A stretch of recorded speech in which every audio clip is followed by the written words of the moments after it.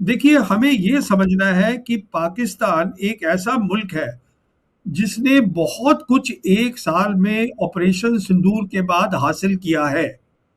पहले मैं आपको समझा दूं क्या हासिल किया है और उसका मतलब क्या है।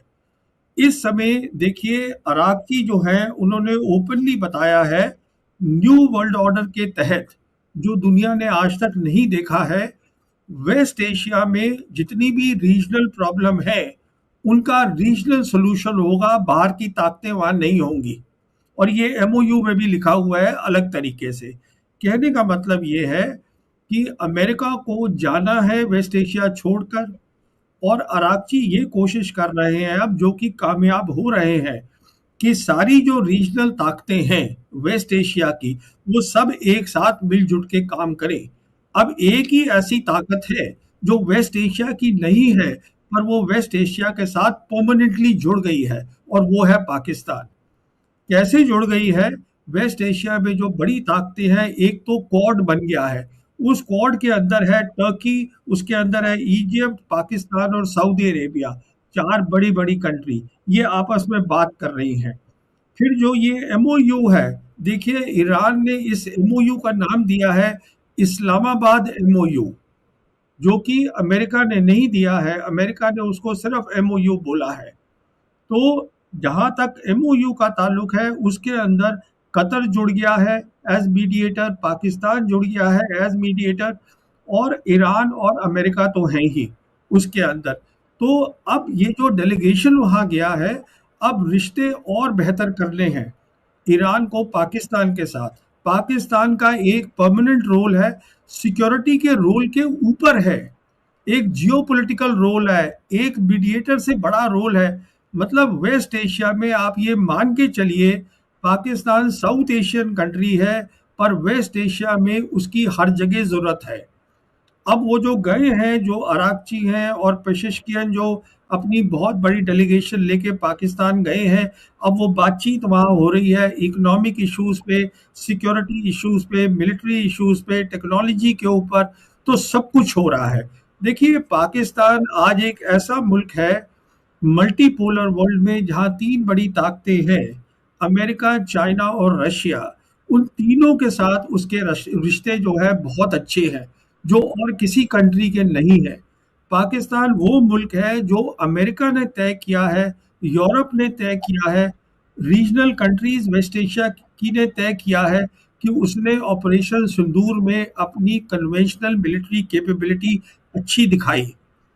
वो मुस्लिम कंट्री है जिसके पास न्यूक्लियर वेपन्स है। तो मैं आपसे ये कहने की कोशिश कर रहा हूँ कि पाकिस्तान का जो ओहदा है न्यू वर्ल्ड ऑर्डर में परमानेंटली बहुत बड़ा हो गया है। ये हमें समझना। देखिए, प्रेसिडेंट ट्रंप को पूरी दुनिया समझ चुकी है, इसमें कोई शक नहीं होना चाहिए कि जो वो बोलते हैं उसकी कोई खास अहमियत होती नहीं है। प्रेसिडेंट है अमेरिका के, पर बोलते कुछ है, ग्राउंड पे कुछ होता है। वो हौसला अफजाई करते हैं अपने लोगों की, अपनी मागा बेस की, कि हमने सब तबाही कर दी है, उनकी नेवी खत्म कर दी है, एयरफोर्स कर दी है खत्म, हम सिविलाइजेशन खत्म करेंगे। हमें ये देखना है कि ग्राउंड पे क्या हो रहा है। तो ग्राउंड पे ये हो रहा है, देखिए, ये जो एमओयू साइन हुआ है, ये पीस टाइम एमओयू नहीं था जिसमें दोनों साइड जीत सकती हैं, जिसमें हम बोलते हैं विन विन सिचुएशन। ये एमओयू हुआ है लड़ाई के बाद। इसका मतलब एक साइड हारी है, एक साइड जीती है। ये वो एमओयू है जो कि लड़ाई के बाद हुआ है। इसका मतलब ये है जो जीती हुई साइड है वो है ईरान। और इसका आगे मतलब ये है कि जो भी एमओयू में लिखा हुआ है वो ईरान की मिनिमम रिक्वायरमेंट है। ईरान उससे अलग नहीं होगा। अगर अमेरिका उस मिनिमम रिक्वायरमेंट को नहीं मानेगा, ईरान दो काम कर सकता है। वो फौरन जो है गल्फ ऑफ, जो स्ट्रेट ऑफ हर्मोज है उसको बंद कर सकता है, और साथ में वो टॉक से बाहर आ जाएगा। तो जैसे आपने बताया, प्रेसिडेंट ट्रंप ने वहां बोला और थ्रेट्स दी उनको ओपनली, हम ये कर देंगे, सिविलाइजेशन हटा हटा देंगे। तो जो ईरानियन टीम थी वो वहां से चली गई, जो टॉप लेवल टीम थी, पर उनके नुमाइंदे वही रह गए। उन लोगों ने बातचीत करी, अमेरिकन्स के साथ बातचीत करी। अमेरिकन्स चाहते हैं कि एमओयू जो है उस पे काम शुरू हो। तो उसके तहत जो मैंने आपसे बताया, हाई लेवल कमेटी बन चुकी है, 4 ग्रुप्स बन चुके हैं।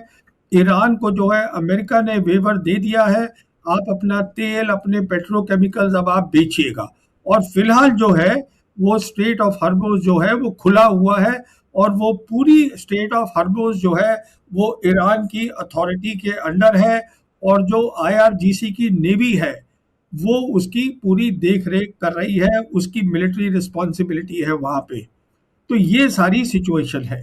पहली बात आपने बोली है कि ईरान जो है तेल बेच सकता है, तो वो एमओयू में लिखा हुआ था कि जैसे ही एमओयू साइन होगा और फाइनल डील 60 दिन के अंदर होनी है, 2 महीने में होनी है, जो एक्सटेंड भी करी जा सकती है। तो जैसे ही वो साइन हुआ, अमेरिका ने वेवर दे दिया है ईरान को। ईरान जो है अब वो अपना तेल बेच रहा है, पेट्रोकेमिकल्स बेच रहा है। तो ये तो एक बात हो गई।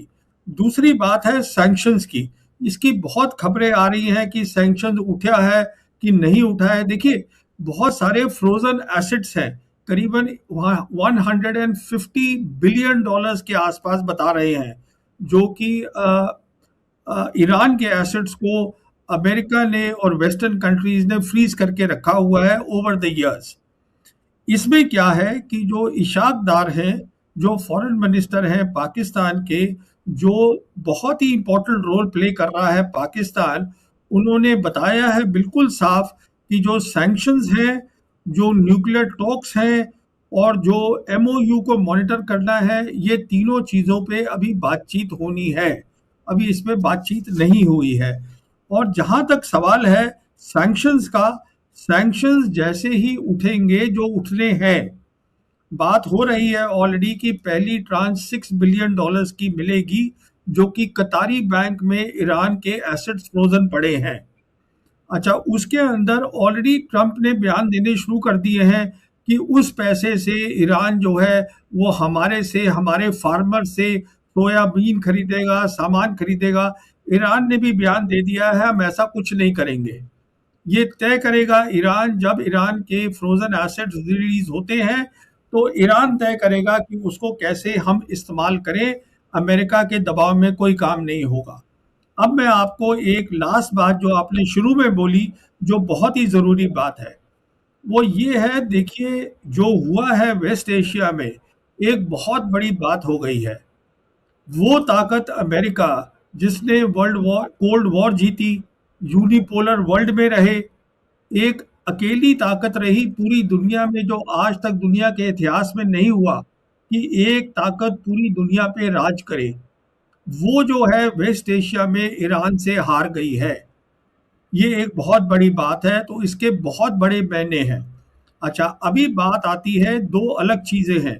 एक है मागा बेस और एक है मागा फॉरेन पॉलिसी। ये भी मैं बताना चाहूंगा आपके दर्शकों को। जहां तक मागा बेस का सवाल है, ये वो लोग हैं जो कि ट्रंप को फेवर करते हैं, उनकी सोच को फेवर करते हैं कि हम इंडस्ट्रियलाइजेशन करें, मतलब इंडस्ट्री वापस लाएं हम अमेरिका के अंदर। तो ये तो वो है। दूसरी है उनकी फॉरेन पॉलिसी, जो कि मागा है। इसका मतलब ये है, मेक अमेरिका ग्रेट अगेन।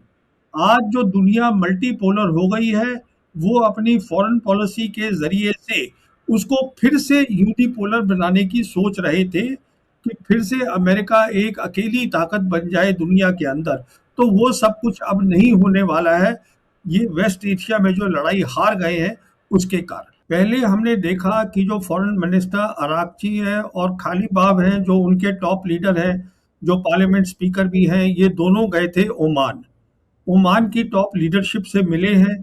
उसकी इसलिए ज़रूरत है क्योंकि उन्होंने, ईरान ने ओमान के साथ मिलकर एक बनाई है पर्शियन गल्फ स्ट्रेट अथॉरिटी।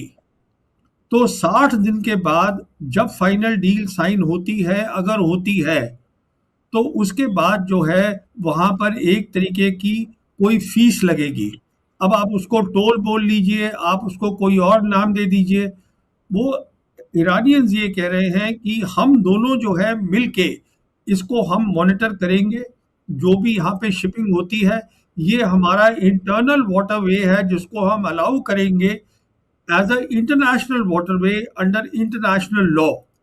तो उसके लिए वो तो वहां गए थे बातचीत करने के लिए। जहां तक मिलिट्री का सवाल है, उसकी देख रेख का सवाल है, इस पूरी पर्शियन गल्फ जो मैं बात कर रहा हूँ, पर्शियन गल्फ, स्टेट ऑफ हर्मोज और गल्फ ऑफ ओमान, ये सारी जिम्मेदारी जो है वो आईआरजीसी नेवी की है। वो ईरान के पास है। ईरान ही यहाँ से माइंस भी निकालेगा। कोई बाहर की ताकत नहीं आएगी यहाँ काम करने।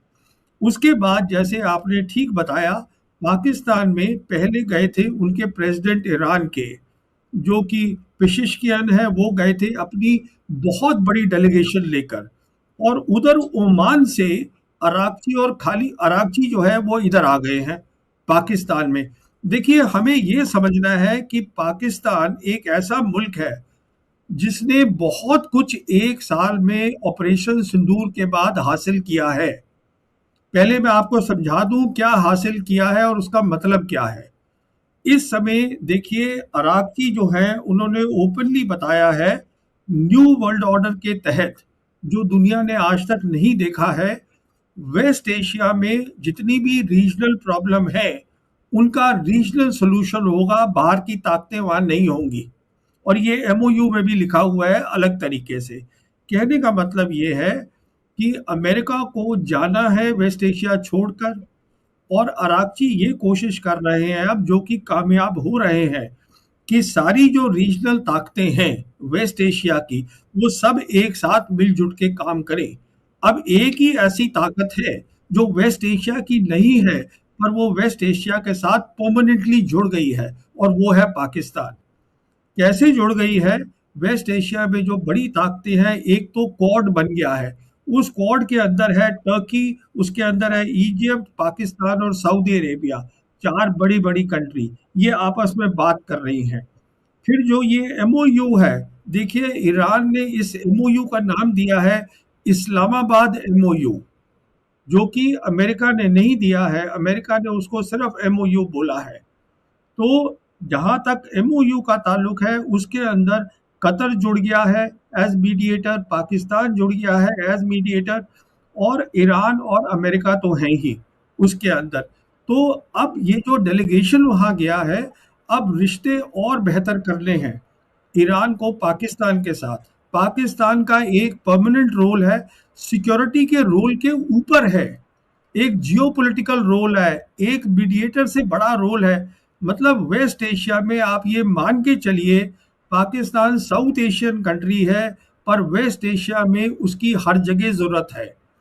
अब वो जो गए हैं, जो अराकची हैं और पेशिशकियन, जो अपनी बहुत बड़ी डेलीगेशन लेके पाकिस्तान गए हैं, अब वो बातचीत वहाँ हो रही है इकोनॉमिक इश्यूज पे, सिक्योरिटी इश्यूज पे, मिलिट्री इश्यूज पे, टेक्नोलॉजी के ऊपर, तो सब कुछ हो रहा है।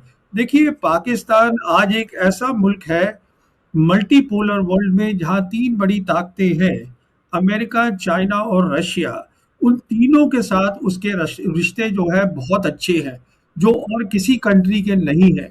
पाकिस्तान वो मुल्क है जो अमेरिका ने तय किया है, यूरोप ने तय किया है, रीजनल कंट्रीज वेस्ट एशिया की ने तय किया है कि उसने ऑपरेशन सिंदूर में अपनी कन्वेंशनल मिलिट्री कैपेबिलिटी अच्छी दिखाई।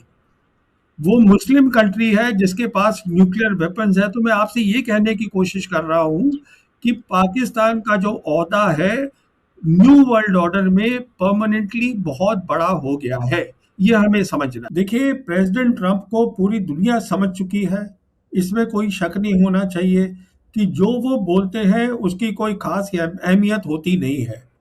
प्रेसिडेंट है अमेरिका के, पर बोलते कुछ है, ग्राउंड पे कुछ होता है।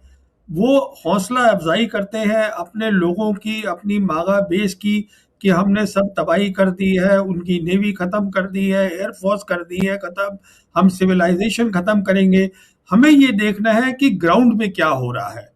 तो ग्राउंड पे ये हो रहा है, देखिए, ये जो एमओयू साइन हुआ है, ये पीस टाइम एमओयू नहीं था जिसमें दोनों साइड जीत सकती हैं, जिसमें हम बोलते हैं विन विन सिचुएशन। ये एमओयू हुआ है लड़ाई के बाद। इसका मतलब एक साइड हारी है, एक साइड जीती है। ये वो एमओयू है जो कि लड़ाई के बाद हुआ है। इसका मतलब ये है जो जीती हुई साइड है वो है ईरान, और इसका आगे मतलब ये है कि जो भी एमओयू में लिखा हुआ है वो ईरान की मिनिमम रिक्वायरमेंट है, ईरान उससे अलग नहीं होगा। अगर अमेरिका उस मिनिमम रिक्वायरमेंट को नहीं मानेगा, ईरान दो काम कर सकता है। वो फौरन जो है गल्फ ऑफ जो स्ट्रेट ऑफ हर्मोज है उसको बंद कर सकता है, और साथ में वो टॉक से बाहर आ जाएगा। तो जैसे आपने बताया प्रेसिडेंट ट्रंप ने वहां बोला और थ्रेट्स दी उनको ओपनली, हम ये कर देंगे, सिविलाइजेशन हटा हटा देंगे। तो जो ईरानियन टीम थी वो वहां से चली गई, जो टॉप लेवल टीम थी, पर उनके नुमाइंदे वही रह गए। उन लोगों ने बातचीत करी, अमेरिकन के साथ बातचीत करी, अमेरिकन चाहते हैं कि एमओयू जो है उस पर काम शुरू हो। तो उसके तहत जो मैंने आपसे बताया, हाई लेवल कमेटी बन चुकी है, 4 ग्रुप्स बन चुके हैं। ईरान को जो है अमेरिका ने वेवर दे दिया है, आप अपना तेल, अपने पेट्रोकेमिकल्स अब आप बेचिएगा। और फिलहाल जो है वो स्ट्रेट ऑफ हॉर्मुज जो है वो खुला हुआ है, और वो पूरी स्ट्रेट ऑफ हॉर्मुज जो है वो ईरान की अथॉरिटी के अंडर है, और जो आईआरजीसी की नेवी है वो उसकी पूरी देख रेख कर रही है, उसकी मिलिट्री रिस्पॉन्सिबिलिटी है वहां पे। तो ये सारी सिचुएशन है।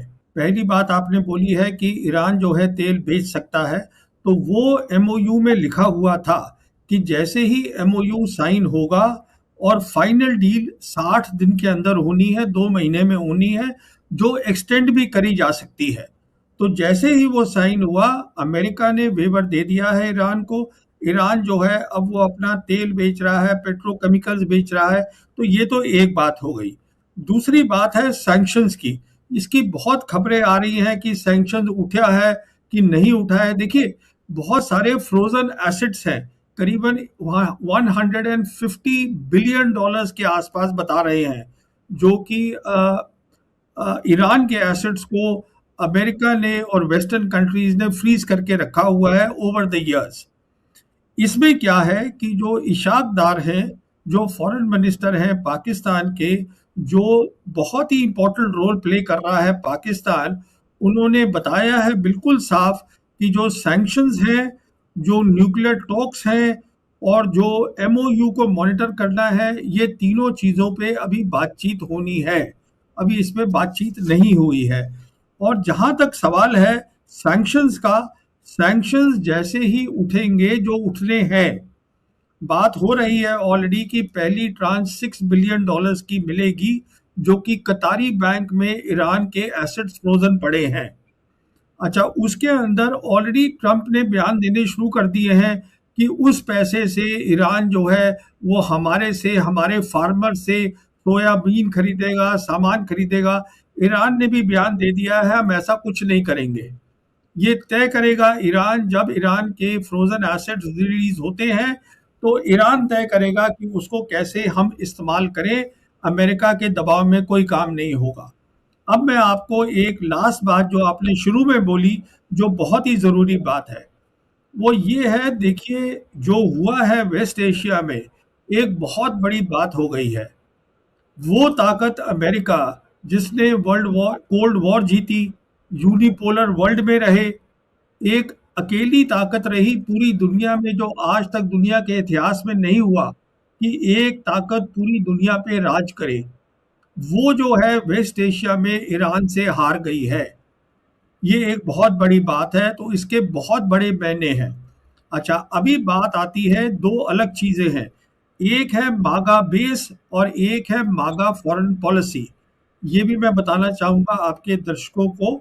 जहाँ तक मागा बेस का सवाल है, ये वो लोग हैं जो कि ट्रंप को फेवर करते हैं, उनकी सोच को फेवर करते हैं कि हम इंडस्ट्रियलाइजेशन करें, डी मतलब इंडस्ट्री वापस लाएं हम अमेरिका के अंदर। तो ये तो वो है। दूसरी है उनकी फॉरेन पॉलिसी जो कि मागा है। इसका मतलब ये है मेक अमेरिका ग्रेट अगेन। आज जो दुनिया मल्टीपोलर हो गई है, वो अपनी फॉरेन पॉलिसी के जरिए से उसको फिर से यूनिपोलर बनाने की सोच रहे थे कि फिर से अमेरिका एक अकेली ताकत बन जाए दुनिया के अंदर। तो वो सब कुछ अब नहीं होने वाला है। ये वेस्ट एशिया में जो लड़ाई हार गए हैं उसके कारण। पहले हमने देखा कि जो फॉरेन मिनिस्टर अरागची है और खालिबाफ हैं, जो उनके टॉप लीडर हैं, जो पार्लियामेंट स्पीकर भी हैं, ये दोनों गए थे ओमान। ओमान की टॉप लीडरशिप से मिले हैं। उसकी इसलिए ज़रूरत है क्योंकि उन्होंने, ईरान ने ओमान के साथ मिलकर एक बनाई है पर्शियन गल्फ स्ट्रेट अथॉरिटी। तो 60 दिन के बाद जब फाइनल डील साइन होती है, अगर होती है, तो उसके बाद जो है वहां पर एक तरीके की कोई फीस लगेगी। अब आप उसको टोल बोल लीजिए, आप उसको कोई और नाम दे दीजिए। वो ईरानियंस ये कह रहे हैं कि हम दोनों जो है मिलके इसको हम मॉनिटर करेंगे। जो भी यहाँ पे शिपिंग होती है, ये हमारा इंटरनल वाटरवे है जिसको हम अलाउ करेंगे as a international waterway under international law. तो उसके लिए वो तो वहां गए थे बातचीत करने के लिए।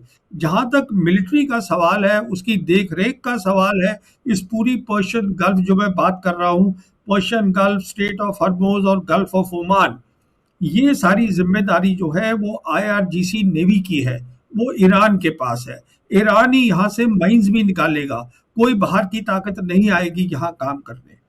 उसके बाद जैसे आपने ठीक बताया, पाकिस्तान में पहले गए थे उनके प्रेसिडेंट ईरान के, जो कि पेशिशकियान है, वो गए थे अपनी बहुत बड़ी डेलीगेशन लेकर। और उधर ओमान से अरागची और खाली अरागची जो है वो इधर आ गए हैं पाकिस्तान में।